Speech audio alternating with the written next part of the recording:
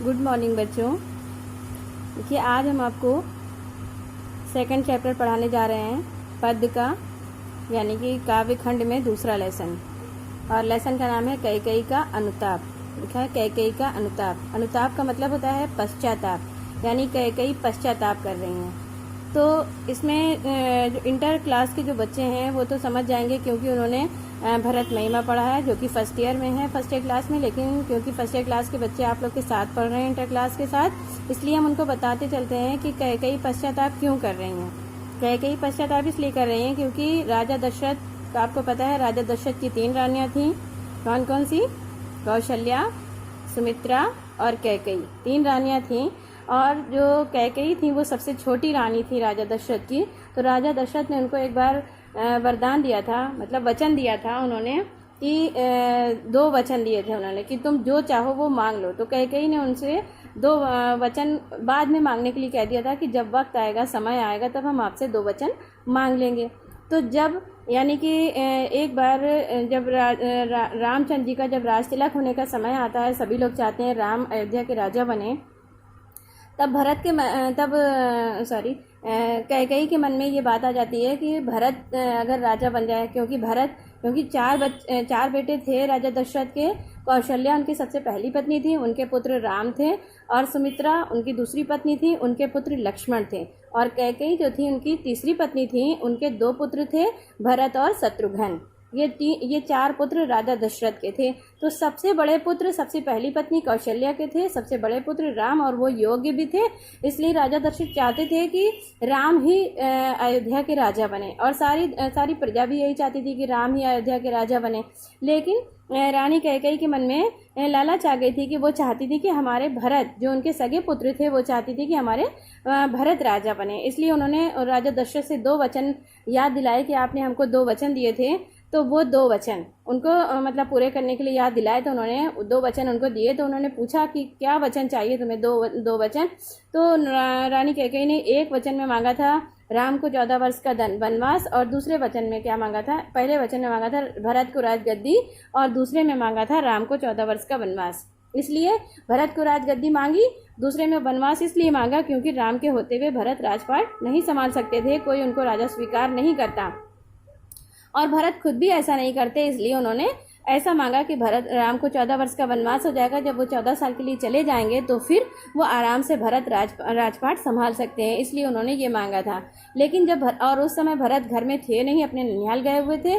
जब वहाँ से वापस आते हैं, जब उनको ये सारी अवस्थाओं का पता चलता है कि क्या क्या हो गया है उनके ना रहने पर, तो वो राजगद्दी पर बैठने से इनकार कर देते हैं और अपने भाई रामचंद्र जी को मनाने जंगल जाते हैं। वहाँ पर जब वो मनाने के लिए, जब उससे राजगद्दी पर बैठने से जब मना कर देते हैं, अपने भाई को मनाने जब जाते हैं, तो उनके साथ उनकी माँ, उनके गुरु, उनके मंत्री और बहुत सारे अयोध्यावासी के लोग भी उनके साथ जाते हैं मनाने के लिए वनवास।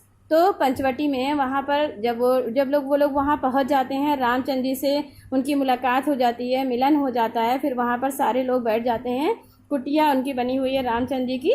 तो उस समय जब उनका मिलन हो जाता है, फिर जा करके भरत गए हैं उनको मनाने के लिए, तब क्या बातें होती हैं, क्या सब लोग सोचते हैं, ये उस समय का वर्णन है। और कैकेयी किस तरह से अपने किए हुए कर्मों का पश्चाताप करती हैं, इसका वर्णन है यहाँ पे।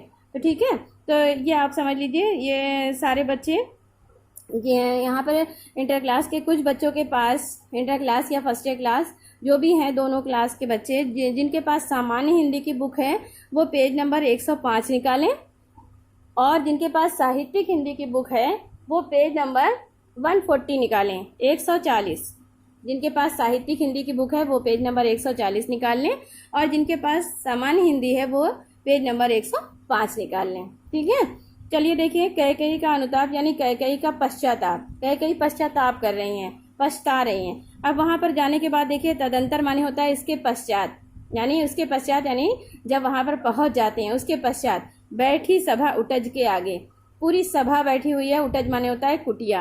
रामचंद्र जी की कुटिया के आगे सभा बैठी हुई है। नीले वितान के तले दीप बहु जागे, और नीले वितान के तले माने आकाश के नीचे, नीले वितान माने तंबू होता है, नीले आकाश रूपी तंबू भी कह सकते हैं। नीले आकाश रूपी तंबू के नीचे या नीले आकाश के नीचे बहुत सारे तारों रूपी दीपक जगमगा रहे थे।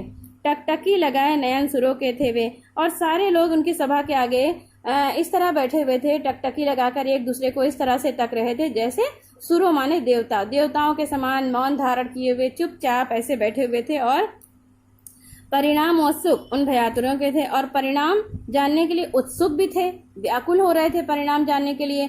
और भयातुरों माने भयभीत भी और व्याकुल भी, आतुर माने व्याकुल, भयभीत भी हो रहे थे और व्याकुल भी हो रहे थे जानने के लिए कि क्या परिणाम होगा, रामचंद्र जी वापस भरत के साथ जाएंगे या नहीं जाएंगे, या भरत के आने का कोई विपरीत कारण निकालेंगे, या रामचंद्र जी का जो मतलब कहने का मतलब है जो रिएक्शन होगा वो क्या होगा, रामचंद्र जी क्या सोचेंगे, क्या कहेंगे, ये सब जानने के लिए, सारे परिणाम जानने के लिए सारे लोग भयभीत और व्याकुल हो रहे थे। और ये भी सोच रहे थे वहां के जो पंचवटी के जो वासी थे वो ये सोच रहे थे कहीं ऐसा ना हो कि भरत के मोह में आकर ये कहीं वापस ना चले जाएं, क्योंकि वहां के लोग चाह रहे थे राम वहां से वापस ना जाएं और ये लोग उन्हें वापस लेने के लिए गए थे, इसलिए सभी लोग भयभीत और व्याकुल हो रहे थे। और देखिए वहां का जो वातावरण था वो कैसा था, उत्फुल्ल करौंदी वायु कुंज वायु रह रहकर, उत्फुल्ल यानी फैल रही थी या फैलना विकसित होना, ये होता है करौंदी का वृक्ष होता है, कुंज माने घने, घना यानी करौंदी के घने वृक्षों से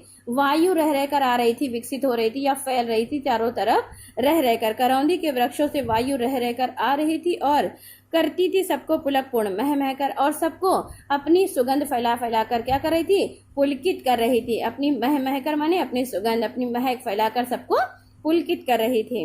वो चंद्रलोक था, कहाँ चांदनी कैसी, वहां पर इतनी सुंदर चांदनी फैली हुई थी, ऐसी चांदनी छिटकी हुई थी कि ऐसी चांदनी कहीं और हो ही नहीं सकती, ऐसा लग रहा था जैसे कोई चंद्रलोक हो, वहां पर ऐसी चांदनी बिखरी हुई थी जैसे कोई चंद्रलोक हो।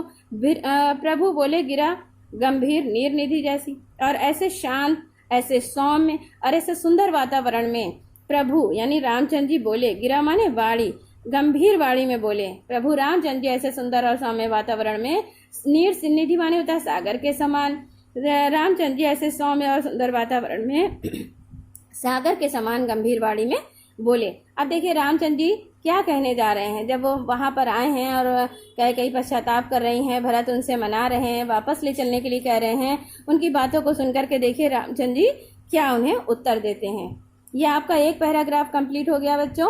अब ये पैराग्राफ आपने जैसे किया है तो अब आपको इंटर वालों को पता है कि क्या करना होता है, लेकिन फर्स्ट ईयर वाले स्टूडेंट्स को नहीं पता है कि क्या करना होता है, तो वो समझ लें कि कैसे करना होता है। ये एक पैराग्राफ आपका हो गया है, अब इसमें आपको व्याख्या नहीं करनी है, इसके अकॉर्डिंग आपको 5 क्वेश्चन आएंगे, जैसे आपके 10th में गद्य में आते थे उसी तरह से। तो इसमें ये पद है, पद्यांश के 5 क्वेश्चन आएंगे, इन 5 क्वेश्चंस के आपको आंसर देना है। देखिए किस तरह के किस टाइप के क्वेश्चन आते हैं, आपको कैसे करना होता है वो आप समझ लीजिए, आपको करना नहीं है केवल समझना है। देखिए पहला क्वेश्चन आया है इसमें, पेज नंबर 106 निकाल लीजिए, अगले पेज पर है, दोनों लोग देख लें, साहित्यिक वाले भी और सामान्य हिंदी वाले भी, दोनों लोग देख लें क्वेश्चन किस तरह से आया है। देखिए पहला क्वेश्चन है, उपर्युक्त पद्यांश को पढ़कर निम्नलिखित प्रश्नों के उत्तर दीजिए, लिखा हुआ है। तो देखिए पहला क्वेश्चन, प्रस्तुत पंक्तियों के माध्यम से कवि द्वारा किस भाव की अभिव्यक्ति हुई है, उसका आंसर दिया हुआ है, आपको अच्छे तरह से पढ़ना है। देखिए क्या लिखा है, प्रस्तुत पंक्तियों के माध्यम से कवि द्वारा रात के समय का यानी पूरा वातावरण कैसा है, किस तरह का है, वहां पर पंचवटी की आश्रम का है, आसपास का वहां पर प्राकृतिक वहां की जो प्रकृति है वो कैसी है, वो मनोहारी है, मन को हरण करने वाली है। चांदनी पर कवि के माध्यम से कवि क्या कहना चाहते हैं, उनके भाव क्या है, वहां से स्पष्ट करना चाहते हैं, ये आपको बताना है।